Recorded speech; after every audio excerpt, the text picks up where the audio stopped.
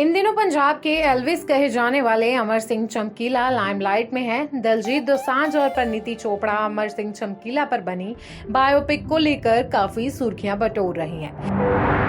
ये बात तो सब जानते हैं। अमरजोत चमकीला की दूसरी पत्नी थी और पहली पत्नी गुरमेल थी। हालांकि लोगों को अमरजोत के बारे में ही ज्यादा पता था, गुरमेल के बारे में कम ही लोग जानते थे। लेकिन हाल ही में चमकीला की रिलीज के बाद अब गुरमेल के कई इंटरव्यू सामने आने लगे हैं।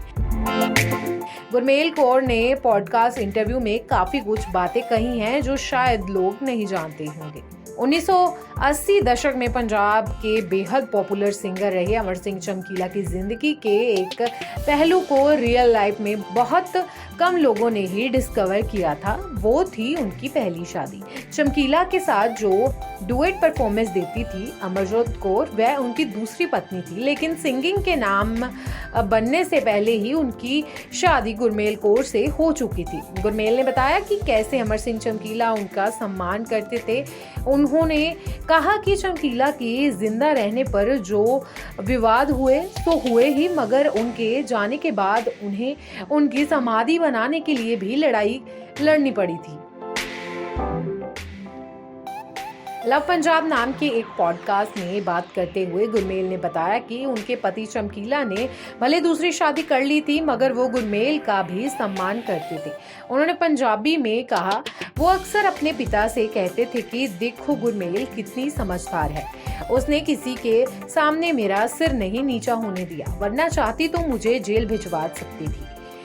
उन्होंने बताया कि चमकीला पहले एक कारखाने में काम करते थे, तब वह सिंगर नहीं थे। वह शादी से 3 साल पहले मंगेतर रही, लेकिन गाने की शुरुआत उन्होंने शादी के बाद ही की थी। वहीं उन्होंने बताया, जब चमकीला को मौत के घाट उतारा गया था तो उस समय उनकी 2 बेटियां, एक 2.5 साल तो दूसरी 8 महीने के करीब थी। उनके जाने के बाद उन्होंने बहुत कुछ देखा। बेटियों का पालन पोषण कैसे किया ये वही जानती हैं। वह जिंदा होते तो उन्हें ये समय ना देखना पड़ता। बता दें कि दूसरी पत्नी अमरजोत के बेटे जैमन चमकीला हैं, जो पहले गुरमेल कौर को मिलने आते थे।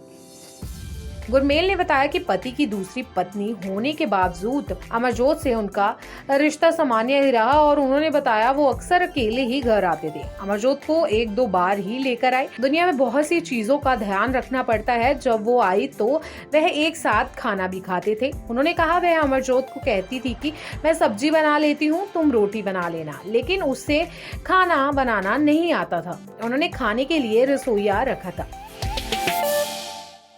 गुरमेल ने बताया कि चमकीला की समाधि बनाने को लेकर भी उन्हें काफी संघर्ष करना पड़ा। वहां रहते बहुत से लोगों को काफी ऑब्जेक्शन थी। उन्होंने बताया, लोग कहने लगे थे कि अगर इस तरह हर मरने वाले की समाधि बनने लगी तो कल को मुर्दों को जलाने के लिए जगह कम पड़ने लगेगी। गुरमेल ने बताया कि समाधि बनवाने के लिए जो भी ईंट रेत मंगवाई थी, सब वैसे ही पड़ा रह गया। फिर उन्होंने एक बाबा जी से बात की जो उनके साथ पुलिस स्टेशन गए। वहां थानेदार ने दूसरे पक्ष को बुलाकर बातचीत की, जिसके बाद समाधि बनाने की इजाजत मिली। उसी समाधि पर वह हर साल मेला लगाती थी, जहां उनके हजारों चाहने वाले पहुंचते थे। आपको बता दें कि 80 के दशक में पंजाब में सबसे ज्यादा रिकॉर्ड चमकीला के ही बिकते थे। लेकिन इसी के साथ चमकीला पर हमेशा अश्लील गाने लिखने और गाने का आरोप रहा। इसे लेकर उन्हें चिट्ठी राही धमकी भी मिली थी।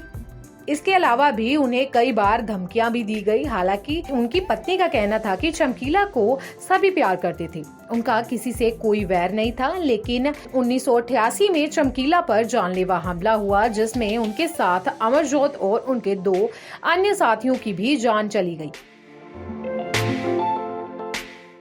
आपको उनका ये वीडियो पैकेज कैसे लगा, हमें कमेंट बॉक्स में बताना ना भूलें। नारी से जुड़ी मोर अपडेट्स के लिए हमारे इंस्टाग्राम को फॉलो, फेसबुक को लाइक और यूट्यूब चैनल सब्सक्राइब करना ना भूलें।